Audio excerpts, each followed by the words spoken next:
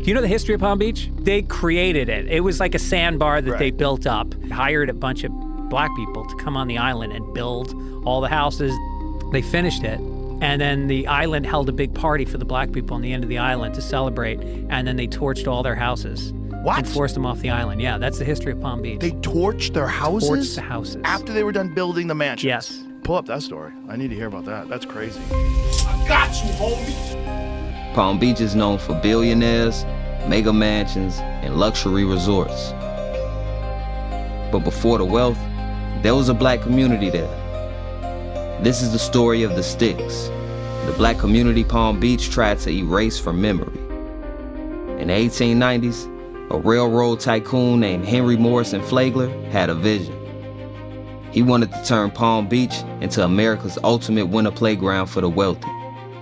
To do that, he built massive resorts like the Royal Poinciana Hotel and the Breakers. But luxury resorts don't build themselves. Thousands of black workers, many of whom came from the American South and the Caribbean, came to Florida to build the Florida East Coast Railway, construct the hotels and homes, and serve as cooks, gardeners, and domestic workers. Palm Beach needed their labor, but under Jim Crow laws, the island didn't want them living anywhere near the wealthy white residents. So they were pushed into one place, and that place was a settlement the elites called the Styx. The name wasn't accidental either. In Greek mythology, the river Styx was the boundary between the living world and the underworld. Palm Beach's elite gave that name to the black settlement because that's how they viewed them. At its peak, nearly 2,000 residents lived in the Styx. The homes were simple wooden structures, often built quickly and without plumbing or sewer systems. They weren't getting paid to build their own houses after all. But the Styx was more than just housing. It had churches, businesses, dance halls, and schools held inside of church buildings. Families celebrated birthdays, held picnics by the ocean, and built a tight-knit community.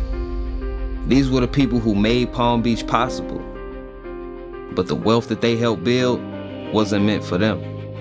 As Palm Beach grew richer, the Styx became a problem for the people in power. Newspapers and local leaders began calling the neighborhood unsanitary, overcrowded, and an eyesore for the surrounding wealthy neighborhoods.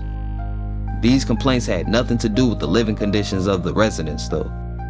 The land itself became valuable real estate, and developers wanted it. So by the early 1900s, the decision had been made. The Styx gotta go. And this is where the story gets wild. According to the legend, the residents of the Styx were invited to a big celebration.